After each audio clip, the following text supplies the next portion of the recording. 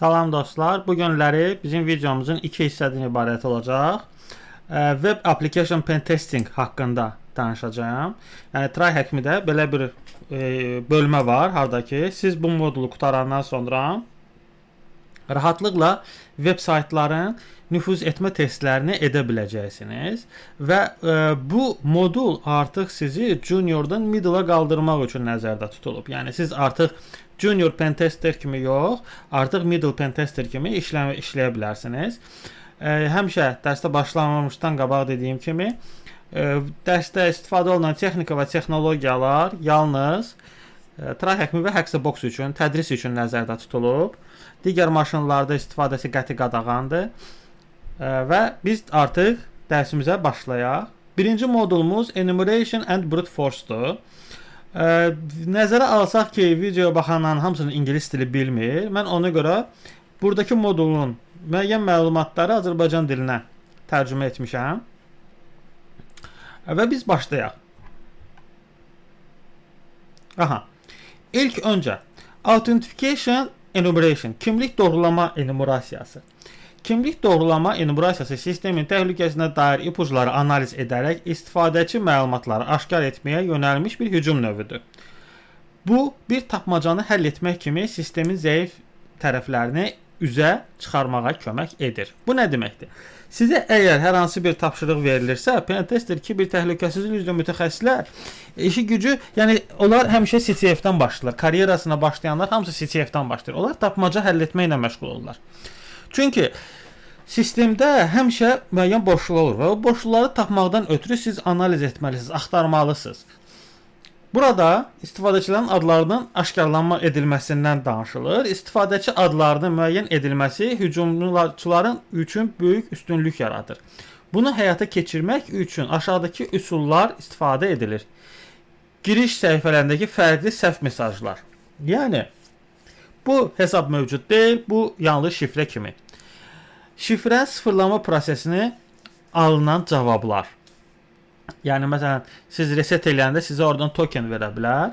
Siz o tokenin müəyyən ardıcıllığını əgər gördünüzsə, anladınızsa ki, bu ardıcıllıqlar hansı formada düzülüb, oradan siz artıq istifadəçinin belə deyək,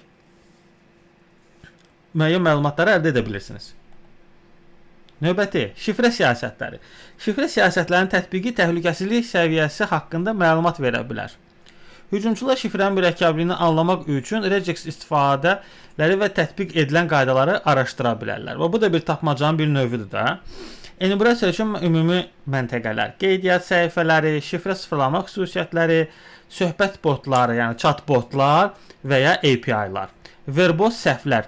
Verboz səhvlər deyəndə, yəni burada bu modulda daha çox buna üstünlük verilir. İstifadəçi adı yanlışdır və şifrə səhvdir tipli detallar cavablı hücumçular üçün ipuçlar yaradır.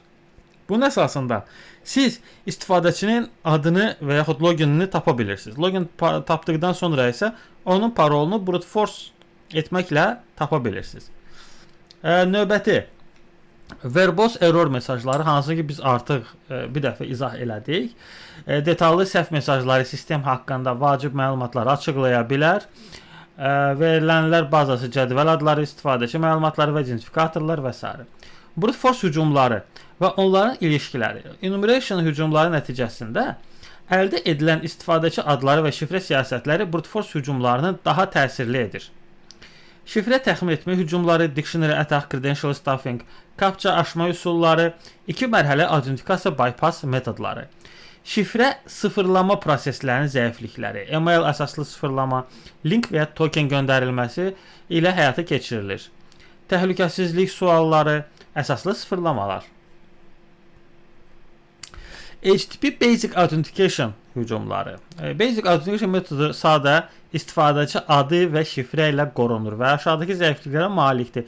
Base 64 kodlaşması, HTTPS-in istifadə olunmazsa, zəif şifrələr, brute force hücumlarına açıq olması, Wayback Machine və Google Docs'dan danışaq. Wayback Machine 2024-cü ildə hətta bir müddət bu sayt dayandı. Çünki bu saytın köməkliyi ilə kiber cinayətkarlar müxtəlif web resurslardan yetərincə böyük məbləğdə pullar oğurlaya bilmişdilər. Nə cür olur bu?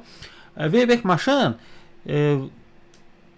istifadə etdiyimiz, yəni daxil olduğumuz veb saytlardan haqqında silinmiş belə məlumatları orada yadda saxlana bilir və həmin bu silinmiş məlumatları oradan götürdükdə kiber cinayətkar əlbəttə ki öz cinayətini keçirdə bilir. Nəticə olaraq enumeration və brute force hücumları kiber təhlükəsizlik sayəsində ciddi risklər yaradır. Bu cür hücumların qarşısını almaq üçün şifrə siyasətləri gücləndirilməlidir. Verboz səhvlər məhdudlaşdırılmalıdır. 2 mərhələli autentifikasiya tətbiq olunmalıdır. Şifrə sıfırlama metodları əlavə təhlükəsizlik tədbirləri ilə təmin olunmalıdır. Burada sizə bir qeyd edeyim.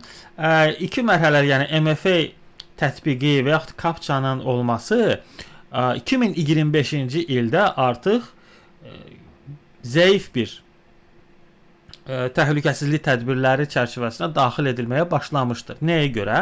Çünki artıq süni intellekt, machine learning kimi texnologiyalar inkişaf etdikcə kiber təhlükəsizliyə də bu müdaxilə edir və artıq sizin istifadə etdiyiniz captcha texnologiyalarını onlar rahatlıqla keçə bilirlər. O cürdə MFI texnologiyaları, yəni siz artıq, yəni kiber təhlükəsizliyi ilə məşğul olan sistemi qoruyan şəxslər, əlbəttə ki, mütləq formada yeni üsullar, yəni onlar da artıq öz sistemlərinə süni intellekt, machine learning kimi texnologiyaları tətbiq etməlidirlər. Səbəbi isə sizə hücum edilən texnologiyalara həmin texnologiyalara cavab vermənizdir. Və bu 2025-də artıq aktualdır.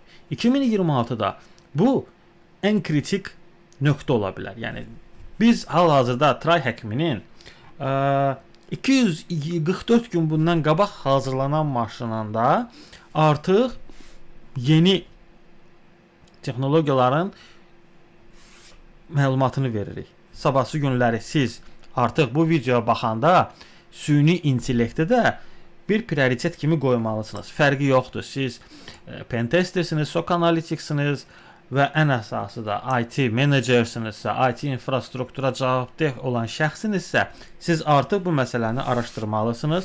Artıq bu məsələləri rəhbərlik qarşısında prioritet olaraq qoymalısınız. Bu artıq belə deyək, introduction idi. İndi isə biz maşınımız haqqında ümumi çox da dərinə getmədən deməli, ilk öncə deyir ki, ETC hostda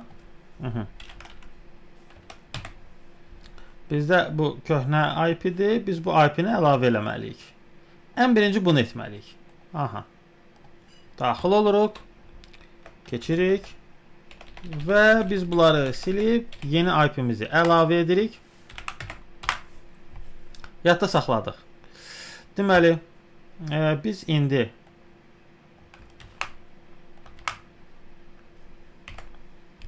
aha, bizim maşınımız artıq aktivdir. Biz burada burp suite-u da çünki bizə burp suite da lazım olacaq. Aha. Biz authentication enumeration haqqında danışdıq. Burada verbose error bu haqqda da artıq danışmışıq. Sizə sadəcə lazım olan prezentasiyaya baxmaqdır. İngilis diliniz varsa İngilis dilində də bu məlumatları oxumaq olar. Burada deyildiyinə görə deməli fikir versəniz, baxın, email does not exist. Və bunu demək istəyirdim. Əgər siz məsəl üçün hər hansı bir sistemi yoxlayırsunuzsa və burada yazırsınızsa, ikinci invalid password o deməkdir ki, bu email var, sadəcə siz parolu səhv yazırsınız. Bu qədər. İndi bizdə burada nə gedir? Bizdə burada deyilir ki, enum tcm labs verbose login var və buradakı lazım olan, belə deyək, maili tapmaq lazımdır. Bu Python'da yığılıb bu kod. Biz bunun əsasında indi çalışacağıq ki, və bu skripti yazaq. Aha. Mən artıq skripti də kopyalamışam. User names Gmail'ı da qoymuşam. Ona görə bizdə nədir? Python skriptimiz və txt faylımız. Bunu etdikdən sonra enter'a sıxırıq və özü skript avtomatik olaraq request göndərir və bunun əsasında bizə mail verəcək ki, hansı mail validdir da. Yəni ki, əsas hansı maildən istifadə olunur. Bu birinci taskımız və biz artıq maildə tapmışıq. Bəzən mənə deyirlər ki, nəyə görə copy paste edirsiniz müəyyən şeyləri. Mən bunu edəndə məsələn orada 30 dəqiqə yazıbsam maşın. Mən bunu əgər videonu çəksəm hardasa 45-1 saata qədər çəkə bilər. Çünki həm maşınımın resursu var, həm də ki virtual maşını qaldırmaq bir tərəfə, bir də onun screenshotunu çıxartmaq ki, yəni mənim kompüterim o qədər super güclü deyil, belə deyək. Ona görə mən məcbur olum bəzən əməliyyatları əvvəlcədən edirəm, sonra nəticələrini göstərirəm ki, həm resursumu az yesin, həm də ki sizin vaxtınız çox getməsin. Növbəti. Burada deyir ki, password logic. Bax burada. Aha, biz passwordu biz elə bir laba daxil olduq. Orada forgot password edəndə bizə ola bilər ki, belə bir token versin. Reset password. Bax bunu. Bu deməli Ctrl P enter edirik. Okay, paste. Aha. Bu 123 ki var. Biz bu 123, yəni tokenimiz bizim varımızdır. Biz bunu götürüb 0-dan 500-ə qədər də yoxlaya bilərik. Burada gördüyünüz kimi hələ ki bizdə əməliyyat gedir. Hələlik pauzaya çıxaq, gözləyək. Gördüyünüz kimi hələ də davam eləyir bizim brute force. Bu da brute force-dur. Yəni ki bu hücum növü brute force sayılır. Bizdə ümumi siyahı var. Biz sadəcə bu siyahıdan bizə lazım olan maili axtarırıq. Növbəti bir otağımıza baxırıq. Burada bu məsələni həll etmək üçün bizə lazım olan nədir? Burp suite-dur. Deməli tak bir dəqiqə mən burp suite aktivləşdirmişdim. Hə. Ok, edirik. Tak bizdə burada bir komanda var. Crunchy ilə 500-ə yaxın səhv eləmirəmsə, 1-dən 500-ə qədər bir list yaradılır. Və bu listin əsasında biz bizim artıq bu bir 123 tokeni ki var. Biz artıq bu tokeni 0-dan məsələn 500-ə qədər yoxlaya bilərik ki, görək hansında bizim belə deyək bayrağımız var da, flagı necə tapacaqsa onu göstəririk. Deməli, burp suite-umuz açılsın. Aha, burp suite-umuz açıldı. Intercept on edirik ilk öncə. Burada artıq biz burp-ümüzü qoşmuşuq. Tak, enter düyməsini sıxan kimi bizdə burp siqnalı götürdü. Biz bunu göndəririk intruder'a. Intruder'a keçəndən sonra bu hissəni biz add edirik. Load OTP-dir də, OTP və burada 100-dən 200-ə qədər. Okay. Start attack edən kimi bizdə açılır və fikir versəniz, bir dəfə mən bir nəfərə göstərdim bunu. Mənə dedi ki, axı hamısında status kod 100-dür də. Əgər status kod 100-dürsə, demək ki, bunların hamısı uğurlu nəticə əldə etmiş olur. Dedim, xeyr. Status kodu əgər eyni standartdırsa, fərqi yoxdur. 200-dürsə, 300, 400, indi baxır da status kod nə yazılıbsa. Biz onda istisna edirik. Status kodu istisna edir. Biz length deyilən və bu hissəni bizə lazım olan onda artıq bu olur. İkinci, yəni belə deyək, axtarış növü deyək də. Yəni bizə artıq biz status kodla tapa bilmirik. Biz bayrağımız, flagimiz hardadır? Bizim tapmacamızın cavabı hardadır? Biz artıq başlayırıq buradan axtarmağa. Biz length, yəni ən yuxarıdan aşağı fikir versəniz eyni rəqəmlərdir. 67, 68. Biz indi gözləməliyik tam olsun. Buna qədər isə biz baxırıq ki, valid email found və emaili biz tapdıq. Biz artıq birinci bayrağımızın cavabını tapmışıq. Fikir versəniz vaxt çox gedir. Bu brute force edəndə yəni də kompüterin gücündən asılıdır. İndi hələ ki 101-dən 50 olub. Biz indi növbəti 50-ni də gözləyirik ki, görək burada hansı ola bilər. Burada nədir? Məsəl üçün hər hansı bir kodu götürəndə fikir versəniz requestimizdir və bizə verilən cavabdır. Cavabı nədir? Reset password, invalid token. Gördünüz? 200 kodu ilə deyil. Biz burada token axtarırıq. Sizə göstərdiyim kimi start box-da bir adı göstərdim. Mən sadəcə maşınım Belə deyək, söndüyünə görə təzədən bərpa etdim. Sadəcə göstərim. Start attack etdikdən sonra siz burada qeyri-adi, yəni lens 67-68-dir. Burada başqa bir rəqəm olmalıdır. Başqa rəqəm olduğunu görən kimi artıq siz bayrağınızı tapa biləcəksiniz. Tapmaq da nə cürdür? Üstünə sıxandan sonra responsa daxil olursunuz. Burada sizdə parol göstəriləcək. Bu qədər. Bunu hələlik mən dayandırıram. Növbəti tapşırığı da çəkmək istəyirəm sizə ona görə. Çünki ən son tapşırıq daha maraqlı olacaqdır. Burada o maşını dayandıraq. Növbəti budur. Aha. Burada o base 64 ki demişdik. Parollar base 64 olaraq şifrələnir. Bu o haqdadır. Biz bu maşını aktivləşdirmək üçün burada link olmalıdır. Səhv etmirəmsə. Yuxarı qalxaq. Görək linkimiz hardadır.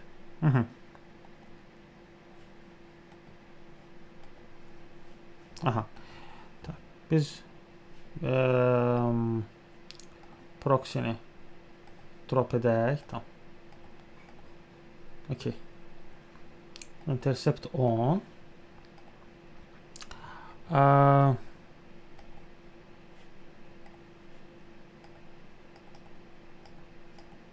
Aha.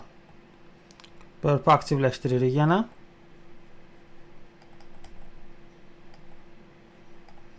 Okay.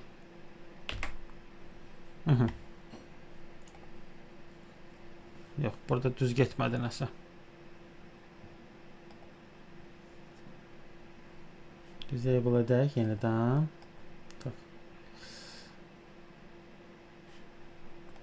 Biz burp aktivləşdirək. Təzədən open link edək.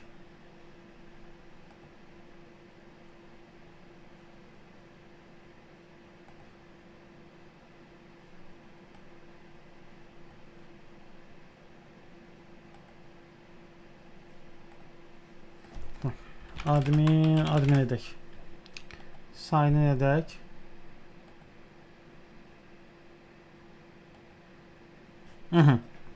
Tutdu. Hardan bildim? Baxın, o base 64 kodudur. Biz bunu indi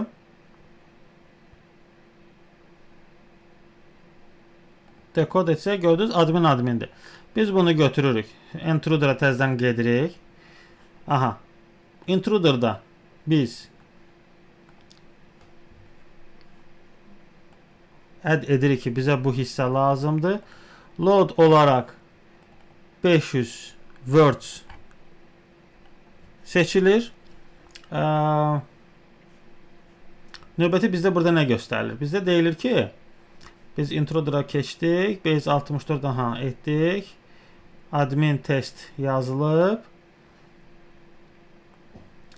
Load etdik. Növbəti bizdə burada payload settings'e giririk. Prefiksi admin 2 nöqtə qoyuruq. Add perfect. Admin 2 nöqtə. Okay. Növbəti biz burada deyilir ki, encode edib base encode'a çevirək. Add encode base, okay. Növbəti burada deyir ki, remove the character bu simvol, yəni bərabər simvolunu da buradan silmək lazımdır. Biz də bunu götürürük, silirik. Və start attack-ı da edirik. Bizdə burada 500 dənə söz var. O 500 sözün hamısını bir-bir yoxlayana qədər əlbəttə ki, vaxt tələb edir. Mən sizə sadəcə bunu göstərirəm. Yəni bunu 500 olmağı gözləməyə ötürü bir müddət vaxt lazımdır. Siz bunu edəcəksiniz, açarınızı da əldə edəcəksiniz. Növbəti. Burada sadəcə gözləmək lazımdır. Burada status kod bəli. Burada status kod 200 olmalıdır. Status kod 200 olanı siz artıq tapmış olacaqsınız. Tamamdır. Biz bunu da keçdik. Discard, okay. Deməli, bunu da disable edək. Maşının davamına gedək. Maşının davamında bizdə OCINT Yəni osiyançı bizdə nədir? Wayback Machine-dir. Wayback Machine-də veb saytınızı yazırsınız və onların tarixlə artıq siz hansı bölmədə olduğunuz haqqında məlumat ala bilərsiniz. To dump all links that are served Wayback Machine, we can use tool called Wayback curls. Yəni GitHub-da da həmin Wayback Machine-ın repozitoriyası var. Ondan da istifadə edərək veb saytınız haqqında müəyyən məlumatlar əldə edə bilərsiniz. Google Docs çox böyük bir mövzudur. Yəni bu otaqda sadəcə qısa bir məlumat verir ki, düzgün sorğular verməklə sizə lazım olan veb sayt haqqındakı məlumatı əldə edə bilərsiniz. Yenə deyirəm, dərsin sonunda əvvəlində olduğu kimi bütün bu məlumatlar TryHackMe və Hackbox maşınlarında tədrisi üçün nəzərdə tutulub, digər maşınlarda və yaxud veb saytlarda istifadəsi qəti qadağandır. Ümid edirəm ki, dərslər sizə yardımcı olur. Gələn görüşlərədək suallarınız olsa kommentlərə yaza bilərsiniz. Paylaşın dostlarınızla. Bir daha sizə hamınıza uğurlar.